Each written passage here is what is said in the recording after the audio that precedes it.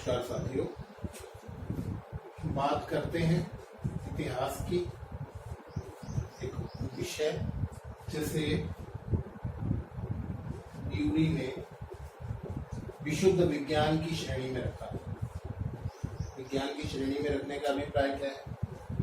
अर्थात विज्ञान की तरह ही, प्राकृतिक विज्ञानों की तरह ही इतिहास विषय का भी आकलन इस तरह से किया जा सकता है जिसमें निश्चित परिणाम निकलते हैं।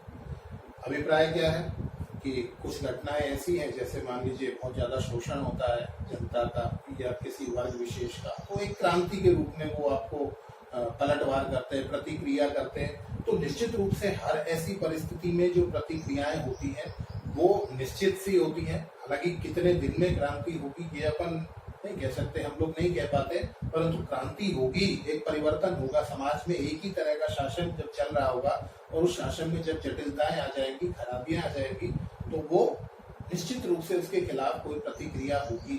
और ये जो प्रतिक्रिया है ये निश्चित रूप से होगी। कब होगी ये नहीं कह सकते, फिर भी ये एक ऐसी भविष्यवाणी है जो लगभग सत्य होती है और इस वजह से यूरी कहते हैं कि यह विज्ञान है, न कम न ज्यादा। इसके अलावा आपको बात पता है कि इतिहास इस तरह से बना है, इतिहास इसका अभिप्राय क्या है? ऐसा ही हुआ होगा। अर्थात इतिहास प्रामाणिक होता है, केवल साहित्यिक या काल्पनिक रचनाओं पर आधारित नहीं होता है और इसमें चमत्कारों को स्थान नहीं है। वास्तविक जीवन से संबंधित जो घटनाएं हैं उनका विश्लेषण ही इतिहास कहलाता है। आपको बताएं, अतीत में जितनी भी घटनाएं हुई, जितने भी पुरातत्व हमें प्राप्त हुए, उन तत्वों का जो विश्लेषण इतिहासकार करते हैं, यह विश्लेषण ही इतिहास होता है। अभिप्राय क्या? हमें किसी पुरातात्विक स्थल से चूल्हे प्राप्त हुए, अब चूल्हे प्राप्त हुए तो उसका आज के संदर्भ में हम विश्लेषण करते हैं कि वहां पर वो चूल्हे का उपयोग भोजन बनाने के लिए हो सकता है या बलि देने के लिए हो सकता है, पशुओं की यज्ञ के लिए हो सकता है। तो आज के संदर्भ में ही उसे समझने का प्रयास करते हैं और ये विश्लेषण ही इतिहास कहलाता है। अतीत और इतिहास में यही अंतर है। अतीत में जो घटनाएं हुई हैं केवल वो उनकी जानकारी है और इतिहास में उन सब का समेकित विश्लेषण है इतिहासकारों के द्वारा। इतिहास के जनक की बात कर लेते हैं। आपको बताएं, इतिहास के जो जनक हैं यूनानी इतिहासकार हैं हेरोडोटस, जिन्होंने पुस्तक लिखी हिस्टोरिका। और इसी के साथ हम बात कर लेते हैं वैज्ञानिक इतिहास के जनक की। वैज्ञानिक इतिहास के जनक जो हैं वो है थ्यूसिडाइडिस।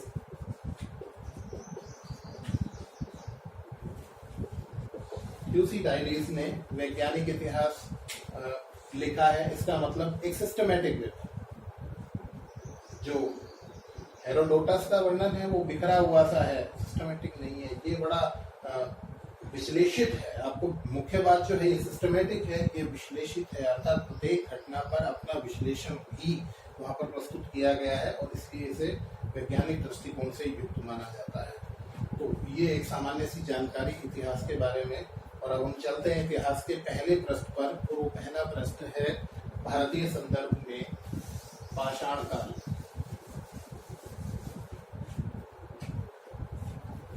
पाषाण काल तक पहुंचने से पहले हम इतिहास को एक कुछ विभाजन के रूप में देख लेते हैं। आपको बताएं, प्राग इतिहास, आद्य इतिहास और इतिहास, ये तीन विभाजन किए जाते हैं अध्ययन की दृष्टि से या प्रमाणों की दृष्टि से। तो प्राग इतिहास क्या है? प्राग इतिहास, प्री हिस्ट्री। प्री हिस्ट्री का मतलब क्या है? प्री हिस्ट्री का मतलब है इतिहास का वह स्वरूप, वह जानकारियां जिसके लिए हम केवल और केवल पुरातात्विक अवशेषों पर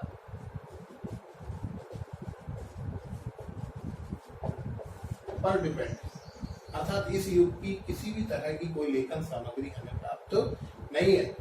पुरातात्विक अवशेष, इसका मतलब हमें प्राचीन समय के जुते हुए खेत मिलते हैं, उनकी हड्डियां मिलती हैं, घोड़े की हड्डियां मिलती हैं, चूल्हे मिलते हैं, तंदूर मिलते हैं, इस तरह की जो सामग्रियां, मुद्राएं मिलती हैं या मोहरें मिलती हैं, वो सब क्या कहलाते हैं? पुरातात्विक अवशेष कहलाते हैं। और इन अवशेषों पर आधारित जो इतिहास है उसे प्राग इतिहास के नाम से जाना जाता है। तो आपको ध्यान रखना, यहाँ पर लिखित सामग्री हमें प्राप्त नहीं है।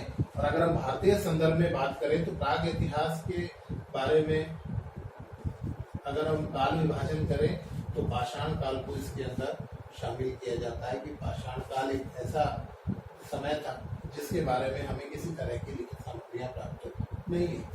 इसके बाद आद्य इतिहास की बात करते हैं, और आद्य इतिहास प्रोटो हिस्ट्री है।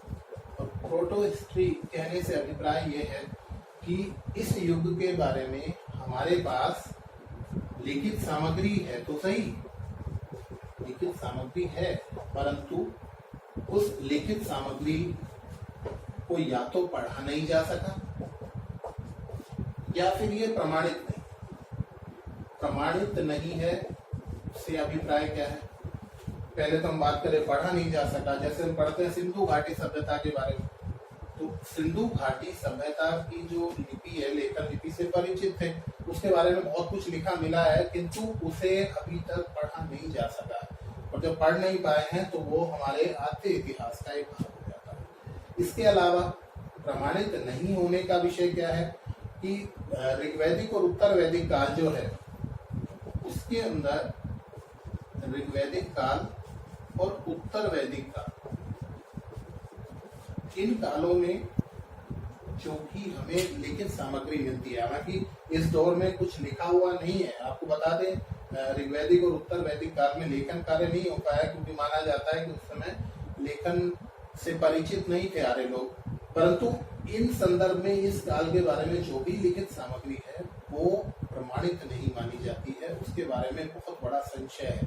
संशय किस तरह का है? क्योंकि रामायण और महाभारत जैसी घटनाएं भी इसी दौर में हुई है, तो वहां पर बहुत सारे चमत्कारिक स्वरूप आपको देखने को मिलते हैं। जिस तरह से अस्त्र शस्त्रों का इतना अधिक प्रयोग देखने को मिलता है, तो वो कहीं ना कहीं संदेह में डालता है। तो ये प्रमाणित सामग्री में इन्हें इतिहास में शामिल नहीं किया जाता और ये आद्य इतिहास के रूप में जाने जाते हैं। इतिहास क्या है? अब इतिहास का मतलब एक ऐसी जानकारी जो लिखित भी हो और प्रमाणित भी हो, लिखित भी हो और प्रमाणित भी हो। इस तरह का अगर हमें कोई विश्लेषण प्राप्त होता है तो वो इतिहास होता है। लिखित सामग्री मिलती है हमें कहां से? मुख्य रूप से 6वीं शताब्दी ईसा पूर्व से। उसके बाद का सारा समय 6वीं शताब्दी ईसा पूर्व को हम महाजनपद काल के नाम से जानते हैं। वहां से लेकर अब तक का जितना भी आज तक का जो ज्ञान है, जो लिखित रूप में हमें प्राप्त होता है, प्रमाणित रूप में प्राप्त होता है, उसे हम इतिहास के दायरे में रखते हैं। तो इस तरह से इतिहास को 3 खंडों में हम काल क्रमानुसार विभाजित करते हैं। अब हम बात करते हैं हमारे पहले संदर्भ की, और वो पहला संदर्भ है हमारा पाषाण काल। देखिए, पाषाण काल कहने से अभिप्राय क्या है? पाषाण काल कहने से अभिप्राय है एक ऐसा समय जिसमें मनुष्य के पास धातु नहीं है और उसके पास पत्थर ही औजार हथियार का माध्यम है। वही एक स्थायी वस्तु है जो आगे चलकर हमें अवशेष के रूप में प्राप्त होती है। पाषाण काल को पत्थरों का काल, पाषाण का अभिप्राय पत्थरों का काल कहा जाता है, और इसे 3 भागों में विभाजित किया जाता है। पहला है पूरा पाषाण काल, जिसे पैलियोलिथिक बोलते हैं। दूसरा है मध्य पाषाण काल, जिसे मेसोलिथिक बोलते हैं। और थर्ड है नव पाषाण, जिसे नियोलिथिक। सबसे पहले बात कर लेते हैं इनके खोजकर्ताओं की। पूरा पाषाण काल के संदर्भ में भारतीय उपमहाद्वीप में सबसे पहले खोजकर्ता के रूप में रॉबर्ट ब्रूसफुट का नाम आता है। इन्हें भारतीय पुरातत्व का जनक भी कहा जाता है। और 1863 में इन्होंने सबसे पहले पल्लवरम तमिलनाडु में एक हस्त कुठार प्राप्त किया। हस्त कुठार से मतलब क्या है, यहाँ पर हैंड एक्स, हाथ की कुल्हाड़ी। ये कुल्हाड़ी किसी भी तरह से इसमें लकड़ी का प्रयोग नहीं है, पत्थर से ही पूरी बनी हुई कुल्हाड़ी है और रॉबर्ट क्रूसफुट ने इसे प्राप्त किया है। इसके बाद खोजकर्ता के रूप में मध्य पाषाण काल में C.L. कार्लाइल का नाम लिया जाता है। इस युग से संबंधित प्रारंभिक उपकरण इन्होंने प्राप्त किए और नव पाषाण काल के बारे में ये आपको पता है 1867 में इन्होंने प्राप्त किए। और नव पाषाण काल के बारे में, नियोलिथिक एरा के बारे में यदि हम बात करें तो इनके बारे में लेह में सूर्य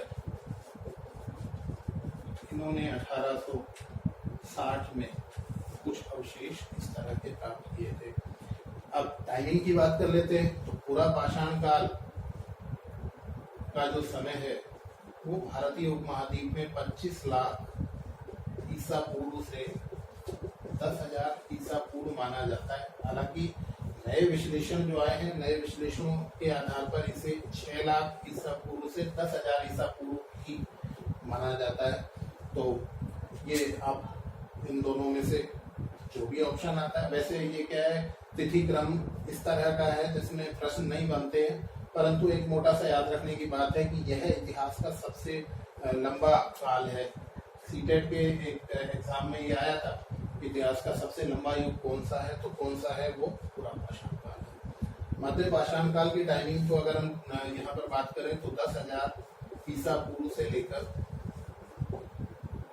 4,000 ईसा पूर्व तक, और इसके बाद नव पाषाण काल की बात करें तो 4,000 से लेकर 1,000 ईसा पूर्व तक। तो सारा का सारा पाषाण काल ईसा पूर्व में है, इस बात को आपको ध्यान रखना है। अब पूरा पाषाण काल में मनुष्य की क्या स्थिति है, मनुष्य किस तरह से जीवन यापन करता है, तो सबसे पहले बात करते हैं कि वह व्यवसाय के तौर पर या भोजन के लिए किसका उपयोग करेगा। वो शिकार करता है और शिकार के माध्यम से वो अपना भोजन प्राप्त करता है। यहाँ पर आपको ध्यान रखना है कि मनुष्य यहाँ पर अग्नि से भी परिचित है। मैं यहाँ पर इस बात को महत्व दूंगा कि परिचित होने से मतलब अग्नि का उपयोग करना नहीं है। मनुष्य अग्नि का इस्तेमाल कर पाया इस पर संदेह है, क्योंकि कहीं भी ऐसे प्रमाण नहीं मिलते हैं कि वो अग्नि का उपयोग कर लेगा। हाँ, अग्नि वहां पर जलाई जा रही है, जल रही है, वो स्वतः जल रही है, पत्थरों की रगड़ से जल रही है, चट्टानों की रगड़ से जल रही है। अग्नि के प्रमाण मिले हैं, राख मिली है, परंतु उसका उपयोग किया गया इस संदर्भ में कोई जानकारियां प्राप्त नहीं होती है। तो मान के चलेंगे कि अग्नि का उपयोग करना मनुष्य ने अभी नहीं सीखा है। यहाँ पर इस संदर्भ में आपको एक बात और बताएं कि दक्षिण में और पंजाब के क्षेत्र में पल्लवरम, अतिरम पक्कम और सोन नदी घाटी, ये वो क्षेत्र हैं जहां पर पूरा पाषाण से संबंधित मुख्य जानकारियां और अवशेष प्राप्त होते हैं। इसी पूरा पाषाण काल में एक बहुत महत्वपूर्ण विषय आपको बताएं कि यहीं पर मनुष्य जो सबसे बुद्धिमान मानव है, वर्तमान मानव जो है, उसकी जो शुरुआत है वो मानी जाती है होमोसेपियंस। होमोसेपियंस की शुरुआत का काल कौन सा है? पूरा पाषाण काल। और इसे हम थोड़ा और सूक्ष्म अध्ययन की तरफ लेकर जाएं तो ये है उच्च पूरा पाषाण काल। उच्च पूरा पाषाण काल जो है, वहां पर मनुष्य ने अपनी बुद्धिमत्ता का परिचय दिया, या बुद्धिमानी जो मनुष्य की है, होमोसेपियंस की, वो वहां पर मिलती है। और उसके मिलने का मतलब ये है कि मस्तिष्क का जो आकार वर्तमान में है, उस तरह का मनुष्य वहां आपको पहली बार देखने को मिलता है। तो पूरा पाषाण के बारे में हमारी ये जानकारियां हो गई।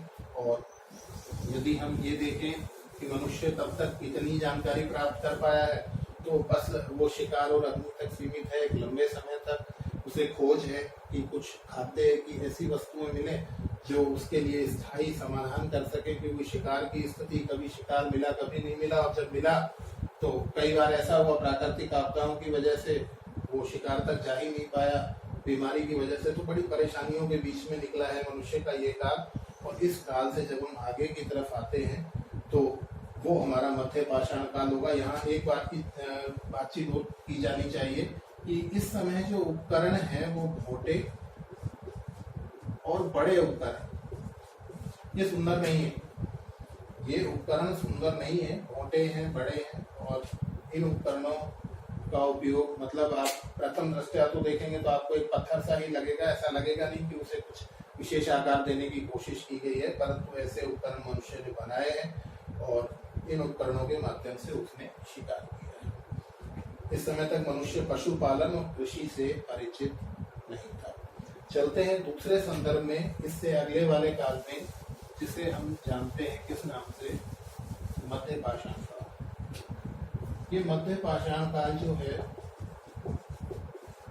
ये बहुत महत्व रखता है। यहाँ पर मनुष्य ने बहुत सारा ज्ञान अर्जित कर लिया है और उस ज्ञान का उपयोग वो किस तरह से कर रहा है। सबसे पहले तुम ये देखें कि पशुओं के शावक जो है दूध पीते थे और उस दूध पीने की प्रक्रिया को देखकर मनुष्य को लगा कि उसे भी पशुपालन करते हुए पशुओं का दूध संग्रहित करना चाहिए, उपयोग में लेना चाहिए, और उस उपयोग की दृष्टि से उसने यहाँ पर पशुपालन प्रारंभ किया है। आपको बता दें, पशुपालन की शुरुआत भारतीय उपमहाद्वीप में जो मानी जाती है सबसे प्राचीनतम प्रमाण हमें बागोर, भीलवाड़ा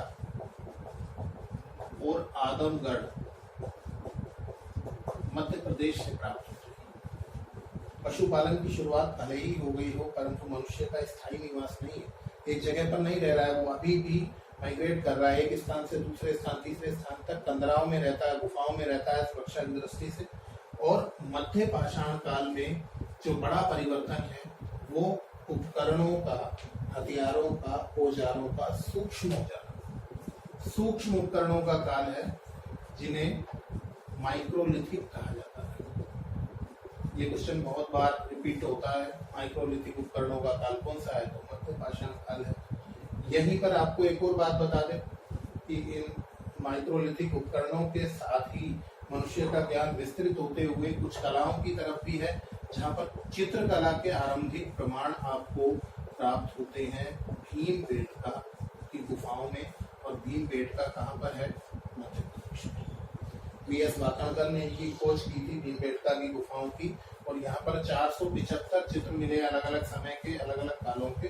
तो ये चित्रकला का प्रोत्साहन भी आप देख सकते हैं मध्य पाषाण काल में शुरू हो गया। इसके साथ मनुष्य ने इस काल में आरंभिक तौर पर निवास करना भी शुरू किया। हालांकि स्थायी निवास हम उसे नहीं कह सकते हैं, कहीं पर कुछ झोपड़ियों के इस तरह के आरंभिक प्रमाण मिलते हैं, स्तंभगर्त मिलते हैं।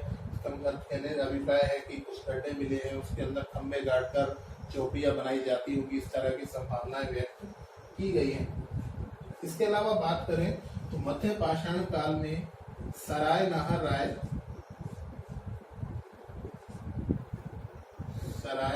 राय से हमें आरंभिक आक्रमण के प्रमाण मिले। इसी के साथ हमें सराय नाहर राय से ही आक्रमण के प्रमाण मिले हैं। और आपको बताएं यहाँ पर जो शवाधान की प्रक्रिया है उसके भी प्रमाण मिले हैं। शवाधान का मतलब मनुष्य को दफनाना, अंत्येष्टि की जो क्रिया है उसके भी आरंभिक प्रमाण हमें प्राप्त हो जाते हैं, मतलब शव को दफनाने के प्रमाण मिलते हैं। इसे हम इस रूप में समझें। और यहाँ पर एक और महत्वपूर्ण बात करें कि चौपानी मांडो एक स्थान है यूपी में, ये भी यूपी में था, सराय नाहर राय भी।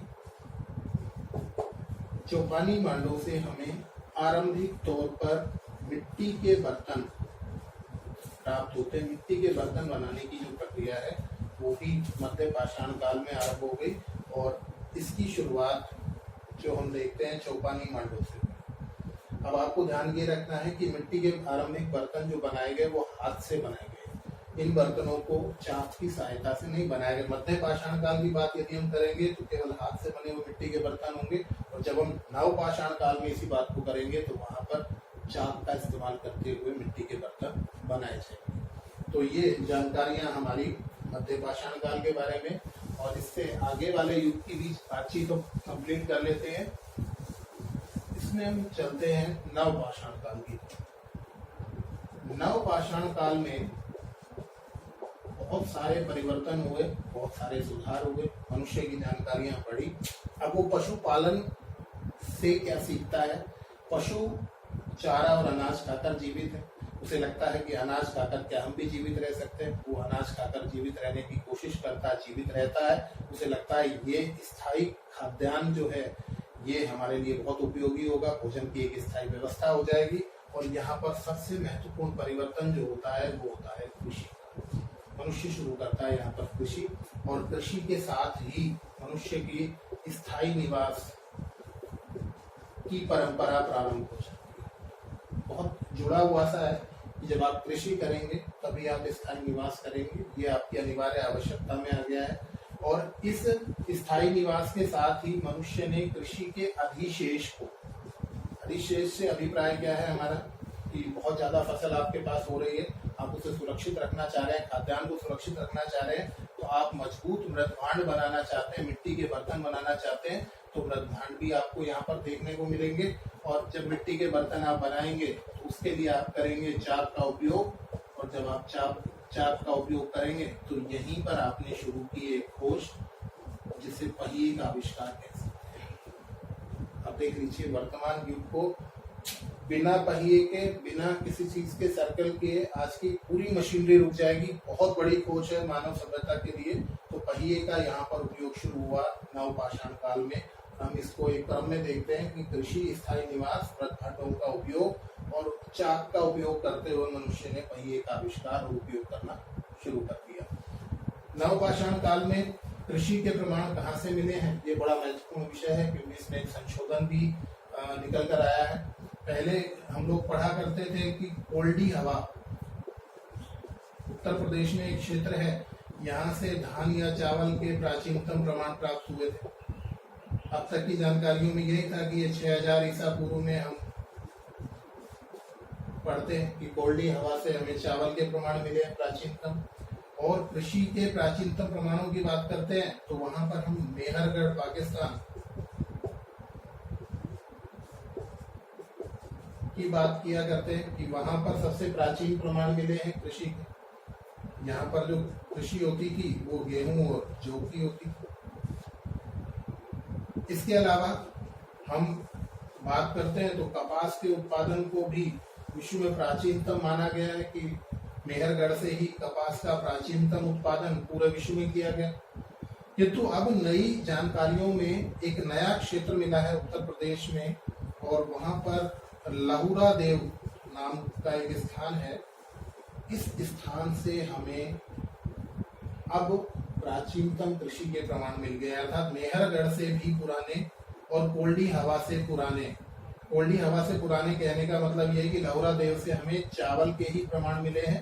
तो अब हमारा चावल उत्पादन का प्राचीनतम स्थल भी लहुरा देव होगा। और कृषि के प्राचीनतम प्रमाणों का यदि हम बात करेंगे तो वो भी लहुरा देव है।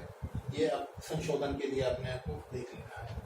नवपाषाण काल में कुछ और बातें कर लेते हैं। हड्डी के उपकरण बहुत बनाए जाने लगे, सूक्ष्म उपकरण बने, जिसकी जानकारी हमें मुख्य रूप से चिरांद बिहार से मिलती है। ये महत्वपूर्ण है। चिरांद बिहार से हमें हड्डियों के उपकरण मिले हैं, हथियार मिले हैं, औजार मिले हैं। इसके अलावा मनुष्य के साथ कुत्ते को दफनाने के प्रमाण हमें मिले हैं बुर्ज होम, जम्मू कश्मीर से। जम्मू एंड कश्मीर से बुर्ज होम से हमें मनुष्य के साथ कुत्ते को दफनाने के प्रमाण मिले। और आपको ये ध्यान रखना है कि मनुष्य द्वारा पालित पहला पशु भी कुत्ता माना जाता है। इसके अलावा जम्मू कश्मीर में जैसा कि हम जानते हैं बर्फीला क्षेत्र है, तो वहां के गर्त आवास प्राप्त हुए हैं। इस युग के गर्त आवास प्राप्त हुए हैं। गर्त आवास से अभिप्राय बर्फ के नीचे मनुष्य, बाहर बहुत बर्फीली आंधियां चलती है तो बर्फ के नीचे रहने का संदर्भ हमें प्राप्त होता है, और दो स्थानों से प्राप्त होता है, एक बुर्ज होम से और दूसरा हमें प्राप्त हुआ है कुफ कराल से। तो ये भी हमारी जानकारी में हमें जोड़ लेना चाहिए कि ये सारा का सारा क्षेत्र नवपाषाण काल से संबंधित है, अर्थात जम्मू कश्मीर भी यहाँ पर है, बिहार भी यहाँ पर है, और राजस्थान के कुछ क्षेत्र, और उत्तर प्रदेश में तो आप देख रहे हैं मुख्य रूप से नवपाषाण कालीन संस्कृति के प्रमाण हमें प्राप्त हो जाते हैं। इस नवपाषाण काल के बाद मनुष्य ने धातु का इस्तेमाल किया, और सबसे पहले जो धातु इस्तेमाल में ली गई वो थी तांबा। उसका अध्ययन हम अगले अध्याय में करेंगे, जहाँ पर ताम्रपाषाण काल और उसके बाद कांस्य युगीन सिंधु घाटी सभ्यता अस्तित्व में